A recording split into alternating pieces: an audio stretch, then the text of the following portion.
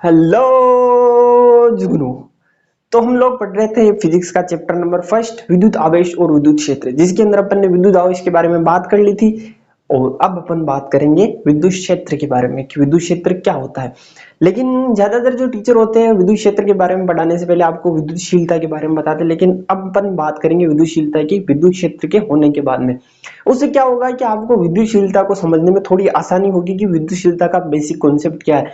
विद्युत क्षेत्र से होकर ही जाता है उसका बेसिक कॉन्सेप्ट। बाकी अगर आप डायरेक्ट अभी समझने की कोशिश करोगे थोड़ा ट्रिकी हो जाएगा आपके लिए। तो शुरू करते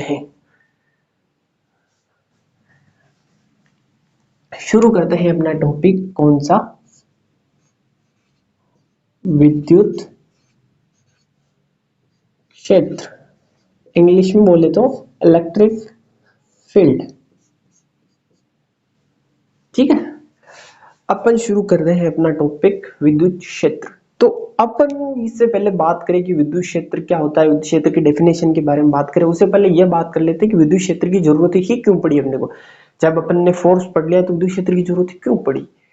तो विद्युत क्षेत्र की जरूरत इसलिए पड़ी क्योंकि विद्युत क्षेत्र के बिना फोर्स अधूरा है। हम तुम्हारे बिना अधूरे सनम।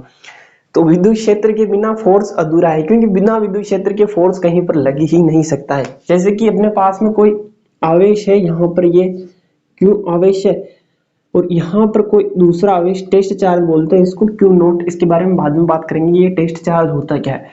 ये टेस्ट चार्ज यहाँ पर है क्यू नोट। तो देखो इसकी वजह से इस पर कुछ ना कुछ बल लगेगा, हमेशा कुछ ना कुछ बल लगेगा क्योंकि ये कोई चार्ज अपने पास में आवेश है तो इसकी वजह से किसी परीक्षण आवेश पर बल लगेगा।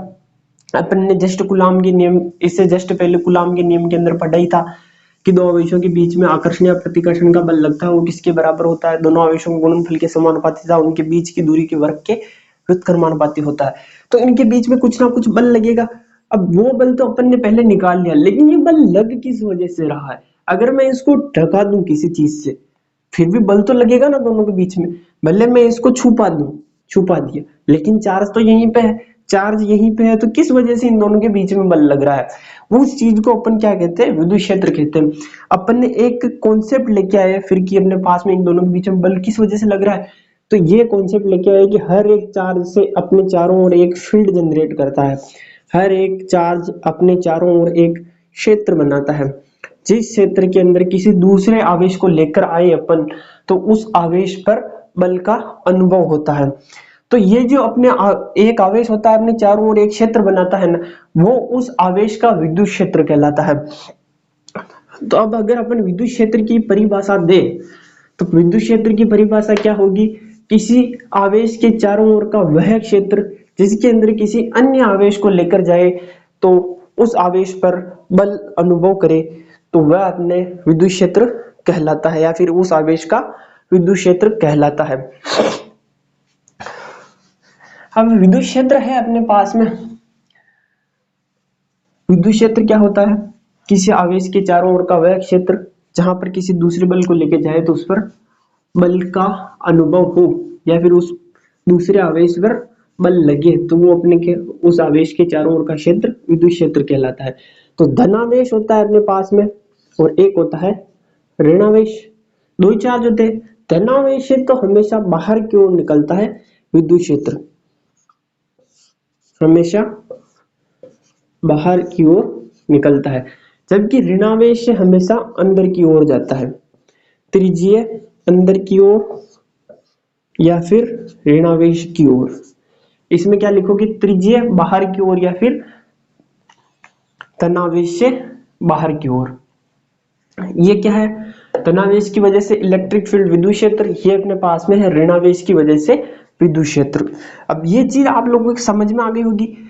वैसे इन ये अपने लाइनें खींचिए ना, इनको विद्युत बल रेखाएं बोलते जिनको अपन विद्युत क्षेत्र को पढ़ने के बाद में पढ़ेंगे।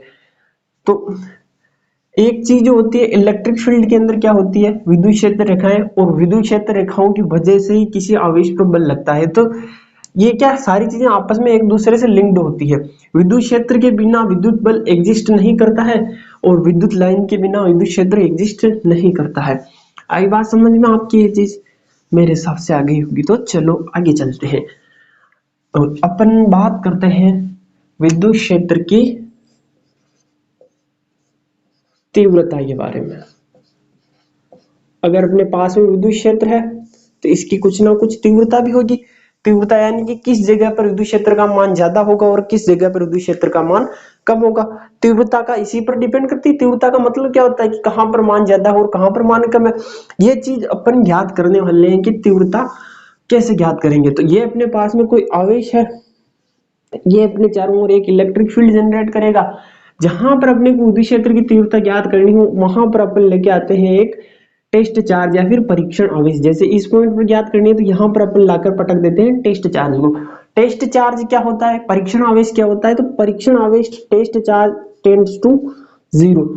ये हमेशा जीरो की ओर अग्रसर होता है। जीरो नहीं होता लेकिन जीरो की ओर अग्रसर होता है। जीरो की ओर अग्रसर का मतलब ये एक तरह का होता ही नहीं है चार्ज। असल मायने में देखा जाए तो ये अपने द्वारा काल्पनिक चार्ज होता है जिसको अपन ने बस माना है किस लिए, इलेक्ट्रिक फील्ड निकालने के लिए। बाकी ऐसा कोई चार्ज होता नहीं है।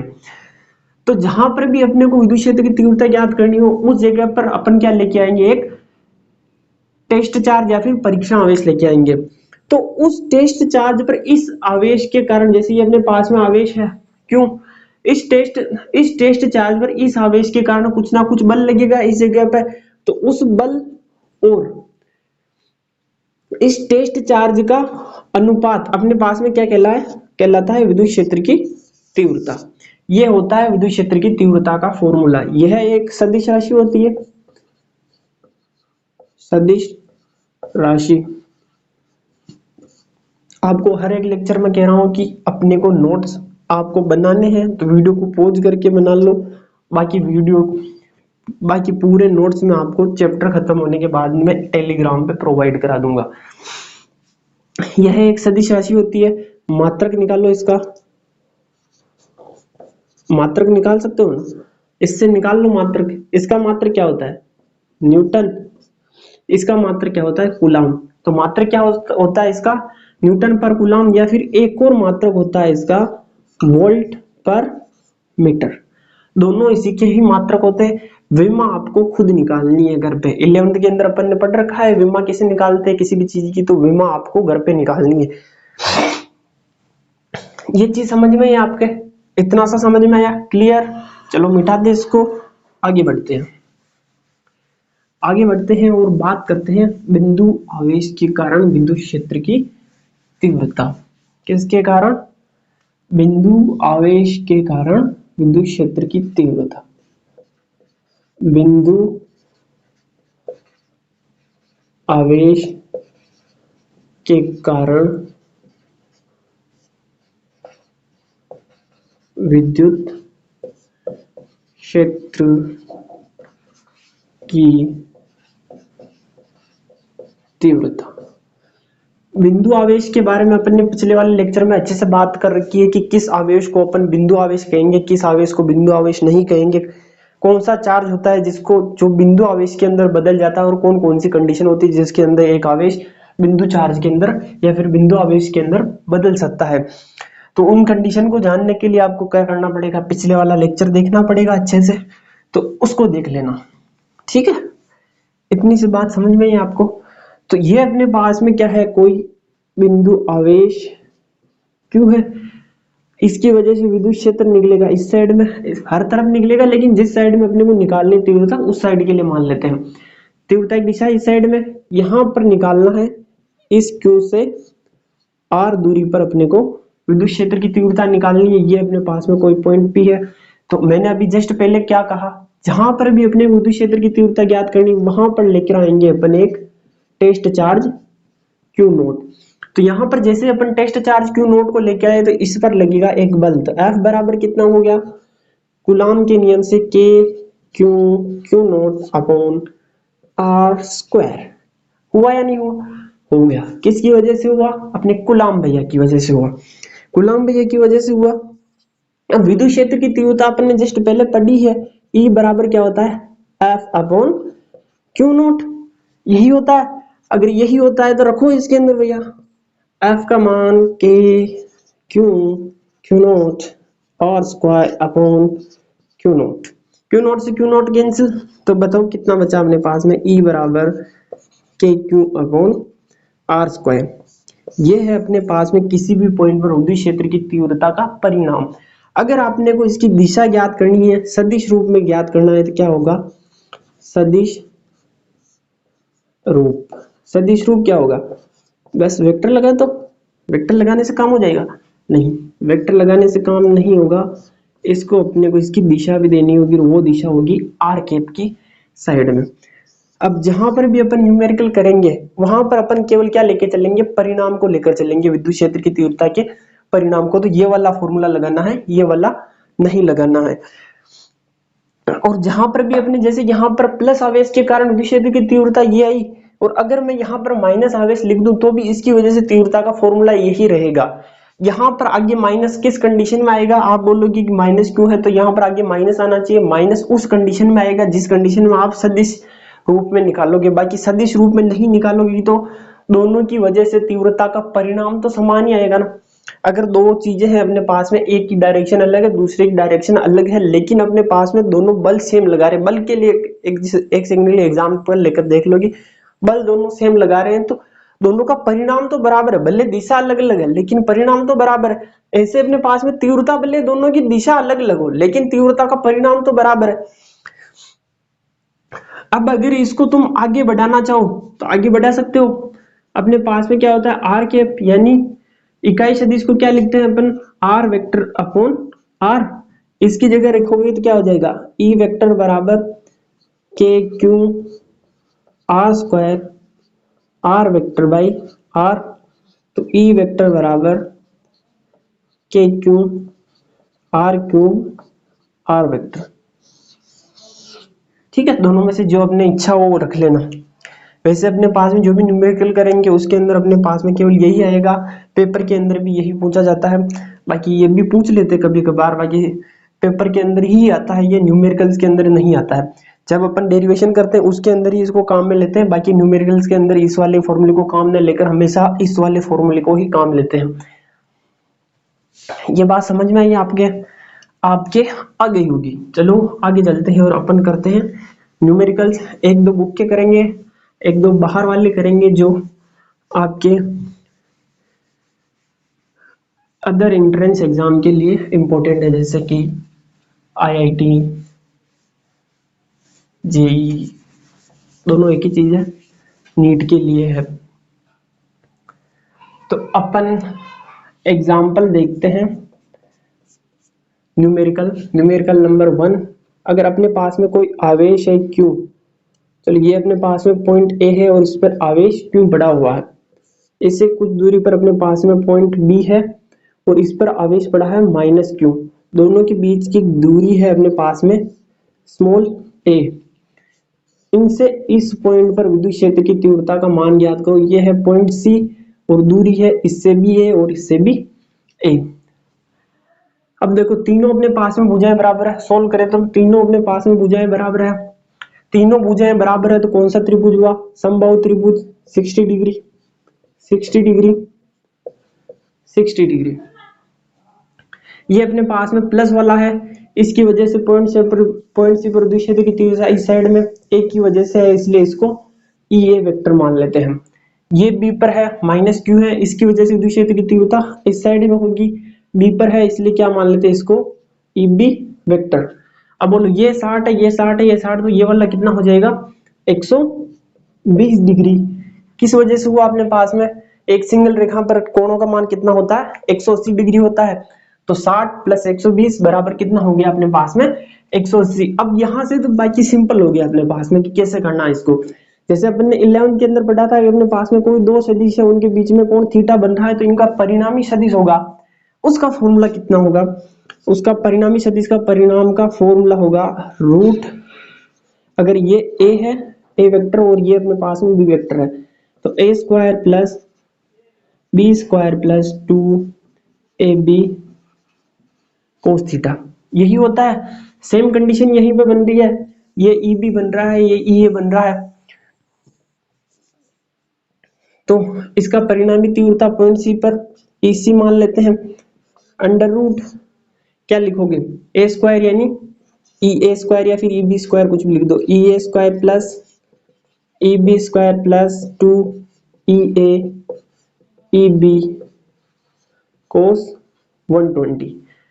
अब देखो मैंने क्या बोला था अभी जस्ट पहले कि अपने पास में कोई आवेश है, ये आवेश है और ये आवेश है, दोनों का परिणाम समान है, दिशा अलग अलग है, ध्रुवता अलग अलग है, ये माइनस ये प्लस है, तो दोनों की वजह से जो तीव्रता आएगी ना उस तीव्रता का मान बराबर होगा। दोनों की दिशा अलग अलग होगी लेकिन परिणाम समान है दोनों आवेशों का, इसकी वजह से दोनों आवेशों की वजह से जो तीव्रता आएगी उसका परिणाम बराबर होगा। उसका परिणाम बराबर होगा यानी क्या लिखते हैं अपन, ई ए वेक्टर बराबर mod of E B vector बराबर ई मान लिया अपन ने, तो इसकी जगह रखो ई सी बराबर रूट ई स्क्वायर प्लस 2 ई और cos 120 का मान होता है -1/2। करो इसको, 2 से 2 गया ई स्क्वायर और ये माइनस प्लस माइनस ये माइनस हो गया, यहाँ पर कितना बचा माइनस ई स्क्वायर बचा, ये प्लस ई स्क्वायर, एक माइनस ई स्क्वायर से प्लस ई स्क्वायर कैंसिल, अब ये क्या केवल कितना बचा ई स्क्वायर से रूट कैंसिल, तो कितना बचा अपने पास में ई सी बराबर ई, यही बचा अपने पास में। और ई क्या है, इसकी वजह से विद्युत क्षेत्र की तीव्रता निकालो या फिर इसकी वजह से विद्युत क्षेत्र की तीव्रता निकालो, आपकी इच्छा हो उसकी वजह से निकाल लो, इसकी वजह से निकालो डायरेक्ट निकलेगी और इसकी वजह से निकालोगे तो माइनस को छोड़ देना, क्यों, क्योंकि अपन निकाले विद्युत क्षेत्र की तीव्रता का परिणाम केवल, तो क्या आएगी k q by r square, r क्या है यहाँ पर ए, तो एक का स्क्वायर, ये अपने पास में हो गई इसी की वैल्यू यानी पॉइंट सी पर विद्युत क्षेत्र की तीव्रता। अगर मैं इसी सवाल को थोड़ा सा आगे बढ़ा दूं और आपको ये पूछूं कि यहां पर कोई पॉइंट डी है जो ए से a/2 दूरी पर है और बी से भी a/2 दूरी पर है, तो आपको इस पॉइंट डी पर विद्युत क्षेत्र की तीव्रता ज्ञात करनी है, किसकी वजह से, इस क्यू और माइनस क्यू की वजह से परिणामी तीव्रता आएगी वो ज्ञात करनी है। कैसे ज्ञात करोगे, सिंपल सा है, इसकी वजह से विद्युत क्षेत्र की तीव्रता एक दिशा, इस साइड में हमेशा विद्युत क्षेत्र की तीव्रता प्लस से बाहर की ओर निकलती है, ये माइनस है हमेशा अंदर की ओर जाती है तो इस साइड में आएगी, यानी कि डी पर विद्युत क्षेत्र की तीव्रता कितनी आएगी टोटल, पॉइंट डी पर इसकी वजह से विद्युत क्षेत्र की तीव्रता प्लस पॉइंट डी पर इसकी वजह से विद्युत क्षेत्र की तीव्रता दोनों के योग के बराबर आ जाएगी। तो अपने पास में ईडी कितना हो गया, ईडी बराबर इसकी वजह से विद्युत क्षेत्र की तीव्रता के क्यू आर स्क्वायर, यानी आर कितना है यहाँ पर a/2, तो यानी a/2 का स्क्वायर प्लस इसकी वजह से के क्यू माइनस नहीं लेना है, ध्यान रखना, क्यों, क्योंकि अपन परिणाम लेकर चल रहे हैं, यहाँ पर क्या आएगा a/2 का होल स्क्वायर, सोल्व करो 4 के क्यू अपॉन ए स्क्वायर प्लस 4 के क्यू अपॉन ए स्क्वायर, दोनों को जोड़ो कितना हो गया 8 के क्यू बाई ए स्क्वायर, ये अपने पास में ईडी। अब थोड़ा सा आगे और बढ़ा दूं और मैं कहूं कि पॉइंट सी पर विद्युत क्षेत्र की तीव्रता और पॉइंट डी पर विद्युत क्षेत्र की तीव्रता की तुलना करो, तुलना कैसे करोगे, इस पर कितना रहा है के क्यू बाई ए स्क्वायर, यहाँ पर क्या रहा है के क्यू बाई ए स्क्वायर, लेकिन कितना है 8 गुना है, तो ईडी बराबर किसके होगा 8 इसी, ये हो गई दोनों की तुलना, यानी कि डी पर विद्युत क्षेत्र की तीव्रता सी पर विद्युत क्षेत्र की तीव्रता का 8 गुना होगी। ये आपके समझ में आया, आई होप कि आ गया होगा। अगले वाला एग्जांपल करते हैं अपन लोग।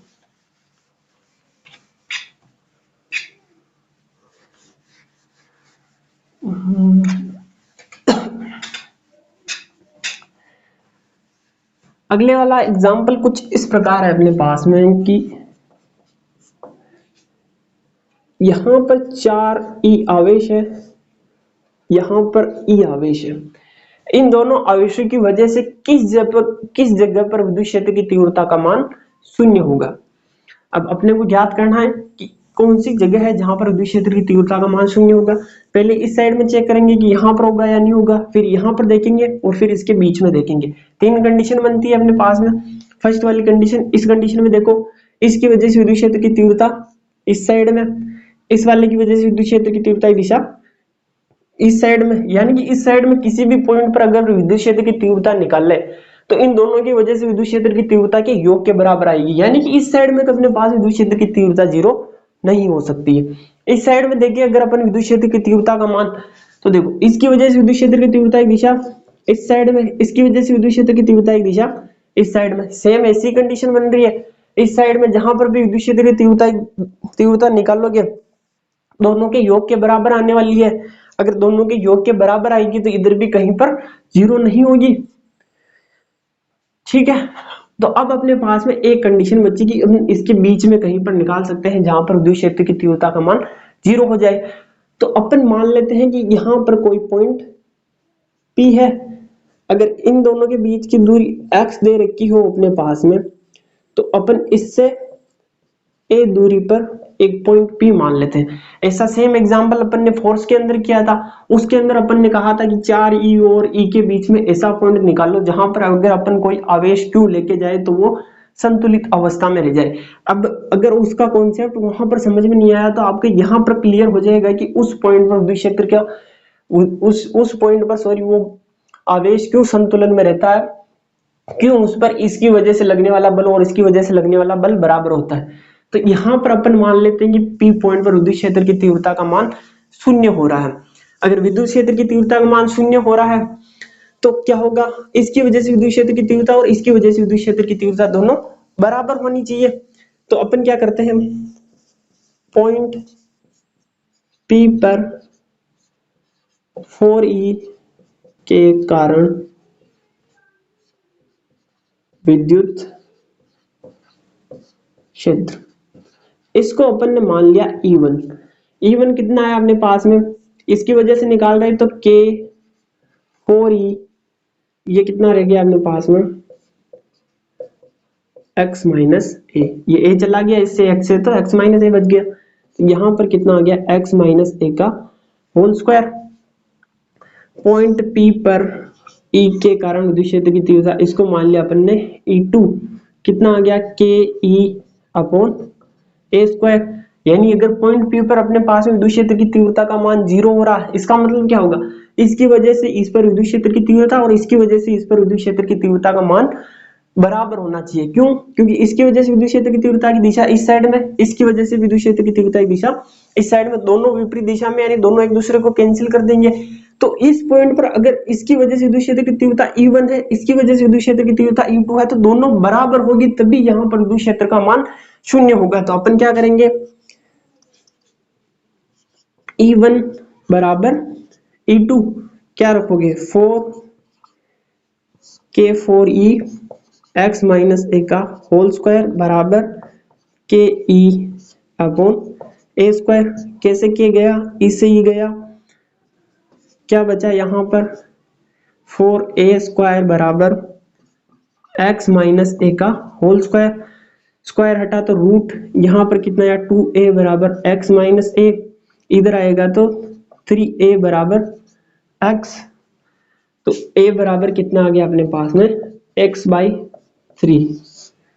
ये बात समझ में है आप लोगों के, ऐसा का ऐसे अपने पास में उसके अंदर भी सेम आंसर आया था, एक की वैल्यू x/3 ही आई थी। तो अब आपके समझ में आ गया होगा कि इस जगह पर अपने जो कोई भी अपन आवेश रखते हैं वो संतुलित में क्यों रहता है, क्योंकि इस पॉइंट पर अपने जो क्या है विद्युत क्षेत्र का मान ऑटोमेटिक जीरो आ गया। अगर जीरो है कहीं पर विद्युत क्षेत्र तो बल वहां पर लगेगा नहीं, क्योंकि मैंने आपको पहले ही बताया है कि जहां पर विद्युत क्षेत्र होगा वहीं पर ही विद्युत बल लगेगा, बाकी वहां पर विद्युत बल नहीं लगेगा।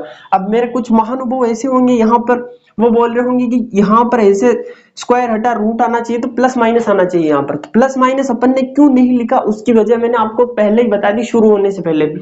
अगर यहाँ पर अगर माइनस लेकर चलते अपन, ये इधर आता तो यहाँ पर बचता माइनस एक्स माइनस ए बराबर एक्स, यानी एक्स ए की वैल्यू कितनी आ जाती माइनस एक्स। इस साइड से ले रहे अपन माप रहे दूरियां, जिस साइड से माप रहे उसके माइनस आया तो विपरीत साइड में जाना है, तो इस साइड में जाएंगे तो माइनस एक्स, यानी कि इतना दूरी पे मान लो इतनी दूरी है तो इतनी दूरी इधर माप लेना और माइनस एक्स दूरी इस साइड में आएगी। और इस साइड में अपने पास में विद्युत क्षेत्र की तीव्रता का मान कहीं पर जीरो नहीं होने वाला है, तो कहीं पर जीरो नहीं होने वाला है तो एक की वैल्यू निकालने क्यों अपन। आई बात समझ में इतनी सी आप लोगों के आ गई होगी। चलो अब आगे चलते हैं, आगे चलते हैं अपन और आगे चल के बात करते हैं अपन नेक्स्ट न्यूमेरिकल की। और उससे पहले नेक्स्ट न्यूमेरिकल की बात करने से पहले आप लोगों को एक चीज पता होनी चाहिए, कौन सी, एक समान विद्युत क्षेत्र, एक समान विद्युत क्षेत्र व असमान विद्युत क्षेत्र। एक समान विद्युत क्षेत्र कौन सा होता है? अब नाम से पता चल रहा है एक समान विद्युत क्षेत्र यानी कि ऐसा विद्युत क्षेत्र जिसके अंदर हर पॉइंट पर विद्युत क्षेत्र का परिमाण और दिशा दोनों बराबर हो, वो क्या कहलाता है? एक समान विद्युत क्षेत्र। ये कैसा होता है? ऐसा होता है। जहां पर भी ऐसी चीज दिख जाए ना, उसका मतलब क्या है? अपने पास में एक समान विद्युत क्षेत्र। दूसरा है असमान विद्युत क्षेत्र। असमान विद्युत क्षेत्र यानी कि जहां पर हर एक दिशा, वैसा विद्युत क्षेत्र जिसके हर एक पॉइंट पर विद्युत क्षेत्र की तीव्रता अलग अलग हो और दिशा भी अलग अलग हो, यानी कि किसी भी पॉइंट चार्ज की वजह से अपने पास में जो विद्युत क्षेत्र आएगा ना, वो असमान विद्युत क्षेत्र होगा। ये अपने पास में कोई पॉइंट चार्ज है, इसकी वजह से विद्युत क्षेत्र ऐसा आएगा।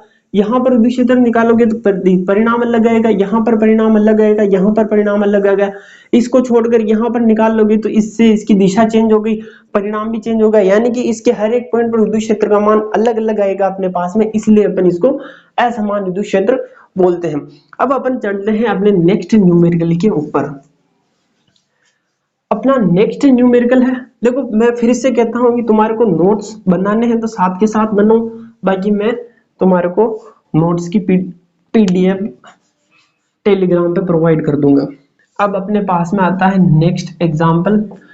अगर अपने पास में कोई एक समान ऊर्ध्वाधर विद्युत क्षेत्र है, एक समान ऊर्ध्वाधर विद्युत क्षेत्र है, इसके अंदर अपन ने रख रखा है एक पेंडुलम, जिसकी लंबाई अपने पास में है एल लंबाई का एक पेंडुलम रखा हुआ, चलो इसको एल ऐसे मान लो, एल लंबाई का अपने पास में कोई पेंडुलम है। और इस पेंडुलम पर अपन ने रख रखा है कोई चार्ज क्यू, और इसका द्रव्यमान अपने पास में है एम। तो अपने पास में एक कंडीशन दे रखी है कि इसके ऊपर लगने वाला जो, देखो अपने पास में कोई चार्ज है इसके ऊपर, तो जाहिर सी बात है, और विद्युत क्षेत्र के अंदर रखा हो तो इस पर क्या लगेगा? इलेक्ट्रिक फोर्स लगेगा। तो इलेक्ट्रिक फोर्स किससे कम होना चाहिए? इस पर जो इसका मास है कुछ ना कुछ, तो इस पर ग्रेविटेशनल फोर्स भी लगेगा। ये ग्रेविटेशनल फोर्स नीचे की ओर वेट, या फिर इसको बोल सकते हो एम जी। ऊपर इलेक्ट्रिक फोर्स कितना लगेगा? Q E. ये क्यू ई कहां से आया मैं बताऊंगा अभी आपको। तो ये अपने पास में कम होना चाहिए, इलेक्ट्रिक फोर्स कम है किससे? ग्रेविटेशनल फोर्स से। अब ये देख लो ये कहां से आया? अपने विद्युत क्षेत्र की परिभाषा पढ़ी थी, वहां से आया। ई बराबर क्या था अपने पास में? F upon Q note. अब हर बार अपन क्यू नोट तो ले नहीं सकते, तो यहां पर क्यू मान लो। क्यू माना, इसको गुणा करो तो एफ बराबर कितना हो गया अपने पास में? क्यू ई आ गया अपने पास में। फॉर्मूला कहां से आया? तो नोट करके कहीं पर भी लिखना, किसी विद्युत क्षेत्र के अंदर कि कोई आवेश रखा हो तो उस आवेश पर लगने वाला बल का मान कितना होगा? एफ बराबर क्यू ई। बाकी नोट्स के अंदर मैं लिखा हुआ डाल दूंगा आपके अलग से नोट करके। तो अपने को क्या याद करना है इसके अंदर? आवर्तकाल, इस पेंडुलम का आवर्तकाल कितना रह जाएगा। अगर अपन इसको धक्का देके छोड़ दें तो इसका आवर्तकाल कितना रह जाएगा। तो जैसे अपन ने इसको बाहर निकाल ले एक सेकंड के लिए, एक समान विद्युत क्षेत्र में न रखा होकर निर्वात में पड़ा हो, तो उस कंडीशन में इसका आवर्तकाल कितना होगा? टी बराबर 2 पाई रूट एल बाई जी। यही होगा ना। 11 के अंदर अपन ने फॉर्मूला पढ़ा हुआ है। तो देखो आवर्तकाल पर किसका प्रभाव पड़ रहा है? केवल जी का प्रभाव पड़ रहा है। और जी किस पर डिपेंड करेगा? यहाँ पर फोर्स पर डिपेंड कर रहा है। देखो ये फोर्स ऊपर लग रहा है और ये नीचे लग रहा है। अगर ये थोड़ा सा भी ऊपर लग रहा है तो इसकी वजह से इस वाले नेट फोर्स के अंदर कमी आएगी। नेट फोर्स का नीचे होगा तभी तो पेंडुलम गति करेगा। तो इसका नेट फोर्स में कुछ ना कुछ कमी आएगी। अगर नेट फोर्स में कमी आई, इसका मतलब ये जी इसका चेंज होगा। अपने पास में जी चेंज होगा तो अपने पास में नया जो अपने पास में आवर्तकाल का फॉर्मूला आएगा उसको मान लेते हैं अपन, टी बराबर 2 pi root l upon g dash. ठीक है, लेट टी बराबर 2 pi root l by g dash. यहां पर एल ये वाला ना मानो तो कैपिटल एल मान लो, जैसा कि मैंने क्वेश्चन के अंदर मान रखा है। तो इसको सोल्व करो। ये अपने पास में इसको लास्ट में यूज करेंगे। क्योंकि नेट फोर्स कितना होगा, नेट फोर्स या फिर कुल बल कितना हो जाएगा अपने पास में, ग्रेविटेशनल फोर्स ज्यादा है तो mg minus QE। Net force यानी किसके बराबर होगा, mg डैश बराबर mg माइनस QE। अगर नेट फोर्स अपने पास में जो ऊपर वाले बल को इस वाले बल से घटाने के बाद में जो बल निकलेगा वो अपने पास में नेट फोर्स होगा और नीचे की ओर होगा। तो उस टाइम पे अपने पास में फर्क किसमें पड़ेगा, इसमें गुरुत्वीय त्वरण के अंदर फर्क पड़ेगा। तो इसको अपन ने जी डैश मान लिया। तो जी डैश की वैल्यू क्या आएगी अपने पास में, mg minus QE upon m। इसको सोल्व करो तो g minus QE upon m। जी डैश की वैल्यू आ गई, जी डैश की वैल्यू आ गई। तो इस जी डैश की वैल्यू को अपन कहां पर रख दे, यहां पर रख दे तो अपने पास में आवर्तकाल का फॉर्मूला प्राप्त हो जाएगा। तो t बराबर 2 pi root l upon g minus QE upon m। ये अपने पास में आया नया आवर्तकाल। ये जो अपने पास में एक पेंडुलम लटका हुआ है, अगर उसको अपन एक समान विद्युत क्षेत्र के अंदर रख देंगे तो अपने पास में नया आवर्तकाल ऐसा प्राप्त होगा। कंडीशन कौन सी है, electric force is less than gravitational force. विद्युत बल किससे कम होना चाहिए, गुरुत्वाकर्षण बल से कम होना चाहिए। गुरुत्व इस वाली कंडीशन से ही अपने पास में ये वाली कंडीशन निकल के आई। ये बात समझ में ही आपके समझ में आ गई हो तो बस इतना ही इस वीडियो के अंदर। अगर वीडियो पसंद आया हो तो लाइक शेयर और सब्सक्राइब करना। अपने दोस्तों के साथ में जो आपके 12th के अंदर हो, आपके रिश्तेदार हो, उनके साथ में शेयर कर देना। मिलते हैं अगले लेक्चर के अंदर। जय हिंद।